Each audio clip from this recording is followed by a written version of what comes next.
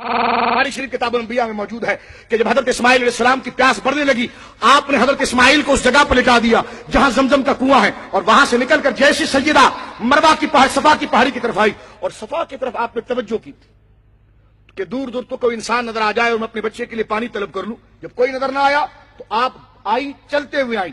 جب شدت ممتا بڑی تو آپ نے اس جگہ جو آج میرین حدرین جو ہری بتیاں لگی ہوئی ہیں وہ جگہ کو متعین کرتی ہے کہ جہاں پر حضرت سیدہ ہاجرہ کی شدت ممتا بڑھ گئی اور حضرت اسماعیل کو بلکتا ہوا دیکھ کر آپ وہاں سے بھاگنا شروع ہوئی۔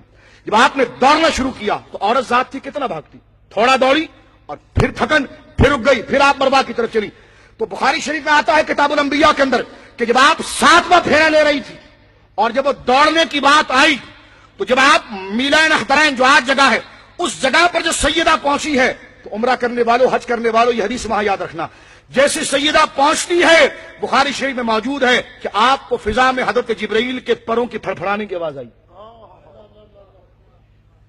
اور تم تو نام نہاد توحید کی طرف، وہ تو واقعی میں موحدہ تھی، وہ یقینی موحدہ تھی، اللہ پر ایسا توکل و بھروسہ تھا کہ بیاب ہو گیا علاقے کے اندر آپ بس گئی، غیر ذی زرع علاقے کے اندر آپ رک گئی اور اللہ پر کامل بھروسہ رکھ کے رکھی ہوئی ہیں۔ ان کی توحید میں کیا فرق ہو سکتا ہے، ان کی توحید میں کیا شک ہو سکتا ہے معاذ اللہ۔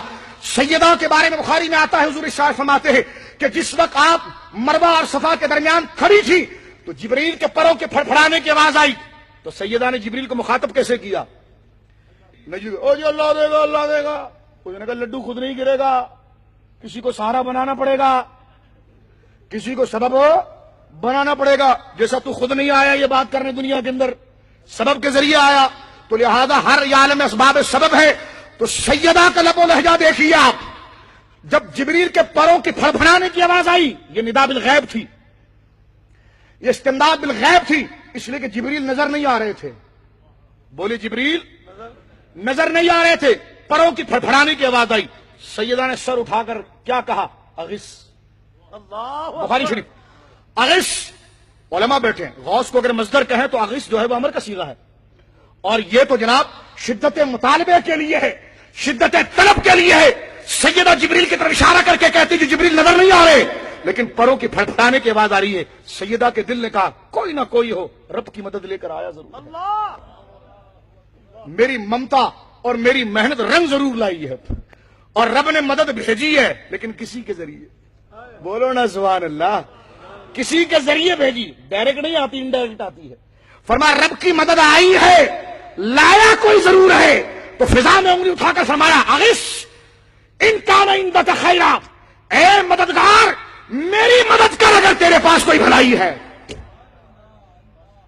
اور میں کہتا ہوں کہ جب سیدہ نے اغث کہا ہوگا تو جبریل کو غوث کہا ہوگا، کیونکہ جبریل غوث ہوئے تو یہ اغث ہوا۔ علامہ صاحب جبریل غوث ہوئے تب تو اغث کہا، اگر وہ غوث تھے نہیں تو اغث کیسے؟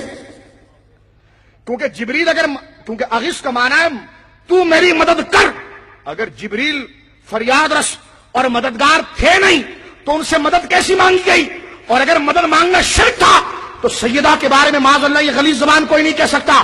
تو سیدہ جبریل کی طرف جو جبریل نظر بھی نہیں آ رہے لیکن اشارہ فرما رہی ہے، پروں کی پھڑپڑاہٹ سے آہٹ بن گئی اور اشارہ ہو گیا میری مدد آ گئی ہے، اور جواب دیتی ہیں اور کہتی ہیں اغث، اے مددگار میری مدد کر، اے مددگار میری مدد کر، ان کان عندک خیرا، اگر تیرے پاس کوئی بھلائی ہے۔ اور یہ مدد بھی فوق الاسباب ہے، یہ مطالبہ بھی فوق الاسباب کا ہے، یہ مدد بھی اسبابی طور پر نہیں ہے، اس لیے اب کیا ہو سکتا ہے؟ اور یہ فوق الاسباب مدد تھی کہ جبریل وہاں سے گئے اور پر زمین پر مارا تو چشمہ نکل پڑا، اور اسبابی طور پر کبھی ایسا نہیں ہوتا کہ پرندہ زمین میں پر مارے اور چشمہ نکل آئے، کبھی ایسا نہیں ہوتا۔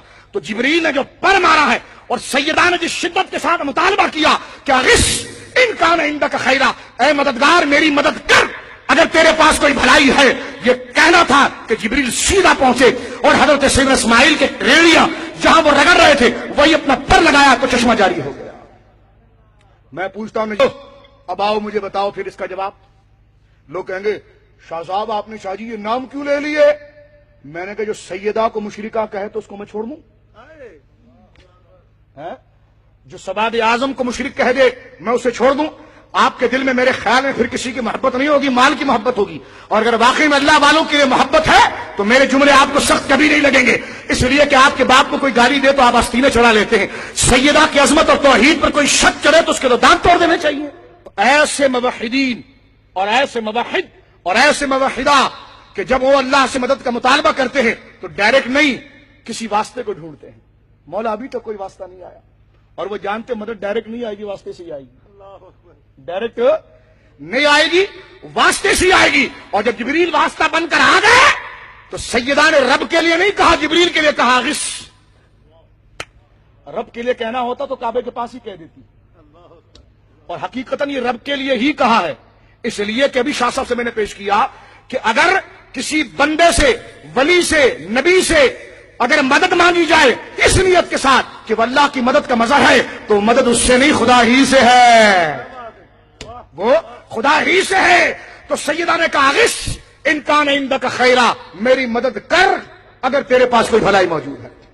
تو اگر شیخ عبد القادر جیلانی کو غوث کہنا جائز نہیں تو جبریل کو غوث کہنا کیسے جائز ہو گیا؟ اور جبریل علیہ السلام کو غوث کہہ سکتے ہیں تو پھر امت مصطفیٰ کے اولیاء بھی غوث ہو سکتے ہیں، کیونکہ یہ ایک وصف کی اجازت مل گئی ہے. اور اہل اللہ کے لیے جس طرح جبریل کے لیے حدیثیں موجود ہیں، اسی طرح اہل اللہ کی استمداد کے لیے ان کے اپنے دلائل موجود ہے اور حدیث موجود ہے. لیکن کہنے کا مقصد یہ ہے کہ ان ڈائریکٹ کا عقیدہ ہی درست ہے. ڈائریکٹ کا عقیدہ قرآن میں کہیں مذکور نہیں ہوا ہے، اور ڈائریکٹ کا عقیدہ اگر کہیں مذکور ہوا بھی ہے تو وہ تاثیر حقیقی کے اعتبار سے ہوا ہے، اور ملنے کے حوالے سے وہ ملے گا سبب کے ذریعے. لیکن خدا سبب کے ذریعے دے، وہ محتاج نہیں. یہ بھی بات میں کلیئر کر دوں. یہ کوئی کہے یہ تو تم نے خدا کو محتاج کر دیا، میں نے کہا ہمیشہ تم الٹا سوچتے ہو، سیدھا سوچو ذرا. اگر کسی نے یہ کہنا کہ سبب کے ذریعے اللہ دیتا ہے تو اس میں اللہ کی کوئی کمزوری نہیں، ہماری کمزوری ہے. اللہ کی کوئی کمزوری نہیں، وہ ڈائریکٹ بھی دے سکتا ہے لیکن نہیں دیتا. رب سے پوچھو، ہم سے کیا پوچھو، پوچھو رب سے، پوچھو. اس لیے کہ اب رب بغیر پانی کے بھی پیاس ختم کر سکتا تھا لیکن نہیں کرتا. رب جو ہے بغیر روٹی کے بھی بھوک کو ختم کر سکتا ہے لیکن نہیں کرتا. رب بغیر انبیاء کے بھی کتابیں دے سکتا ہے لیکن نہیں دیتا. رب بغیر مصطفیٰ کے بھی لوگوں کو جنت میں ڈال سکتا ہے لیکن نہیں ڈالتا. ٹھیک ہے. رب بغیر قرآن کو بھیجے ہوئے بھی ہدایت دے سکتا ہے لیکن نہیں دیتا. ٹھیک ہے.